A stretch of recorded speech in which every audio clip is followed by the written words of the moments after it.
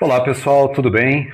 Hoje a gente vai falar a respeito de um produto que tem causado certa dúvida, que é o Pepstrong. Muita gente se surpreende pelo fato de o Pepstrong precisar ser usado na quantidade de 2,4 gramas, em comparação a outras fontes de proteína, como por exemplo o whey, que precisa ser tomado na quantidade de 30 gramas. Então isso gera muita dúvida de se realmente existe essa equivalência ou se a gente está sendo ali enganado, né? Para que isso fique claro, é preciso a gente entender alguns princípios básicos a respeito do que seja proteína, aminoácidos e peptídeos. Isso vai ajudar a gente a entender de maneira definitiva a forma como o Pepstrong atua no nosso organismo. Para a gente entender, a gente vai ilustrar a diferença entre proteína e peptídeo com as pecinhas de Lego. Então você está vendo aqui na tela uma peça grande de Lego que tem diferentes cores. Essa peça grande de Lego é o que a gente pode chamar de proteína. Então você veja ali, ela possui pecinhas que compõem ela na cor amarela, preta, vermelha, azul e branca. Quando a gente ingere uma proteína, como por exemplo o whey, o nosso organismo precisa quebrar essa proteína nessas frações coloridas menores, que são chamadas de peptídeos. Esse processo de quebra, ele acontece no estômago e também no intestino através de uma reação enzimática chamada hidrólise. No entanto, não é toda a pecinha ou todas as cores de pecinhas que são responsáveis pelo mesmo efeito. Então, uma cor de peça, ela vai atuar na parte de proteína capilar, a outra cor de peça vai atuar na composição de proteínas musculares e assim por diante. Aquela proteína que tem uma especificidade para a construção de tecido muscular, ela vai ser levada até o músculo e lá ela vai auxiliar no processo de construção do tecido muscular. Só que para que ela consiga construir esse tecido muscular, ela também tem uma segunda etapa necessária, que é a ativação de uma molécula interna chamada mTOR, e essa ativação é que vai ser responsável por dizer para o nosso corpo, construa tecido muscular.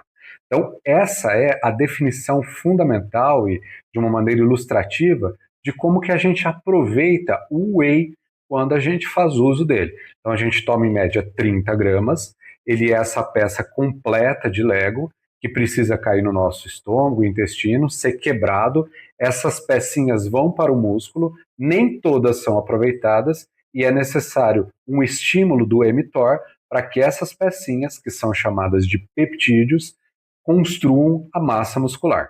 Já com o Pepstrong acontece um pouco diferente.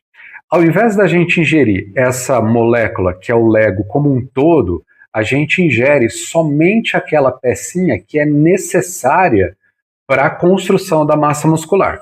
E aí muita gente vê ali que o Pepstrong foi construído através de inteligência artificial. O que é isso? Não é que ele foi construído através de inteligência artificial ou foi uma invenção da IA. Foi feito um rastreio de quais seriam esses peptídeos que teriam a especificidade para chegar no tecido muscular de maneira efetiva e lá construir esse tecido. Então, identificou-se, por exemplo, que essa pecinha amarela ela é a responsável pela construção de tecido muscular, enquanto que as outras não têm essa função, então elas foram retiradas da sua formulação. Quando a gente ingere o Pepstrong, vocês observem que ele já está quebrado numa fração pequenina, que é a amarelinha.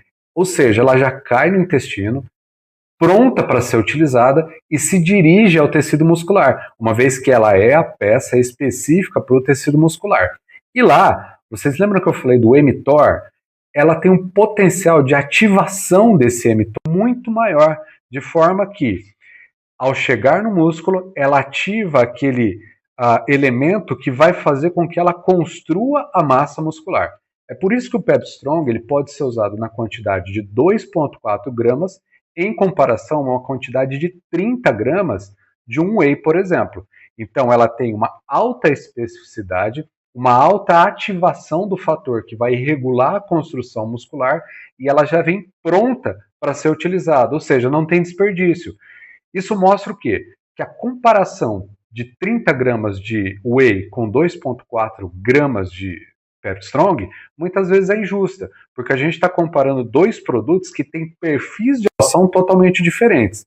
É por isso que é importante a gente entender como que cada produto age para que a gente possa emitir o juízo de valor de cada um deles. E um outro ponto que tem levantado bastante dúvida é se existem estudos que sustentem a ação do Pepsi Strong. Sim, existem estudos que sustentam a sua ação, eles estão publicados, eles estão em indexadores científicos, então ele tem toda uma validação por parte da academia para que ele possa ser utilizado com segurança e com eficácia na formação do tecido muscular.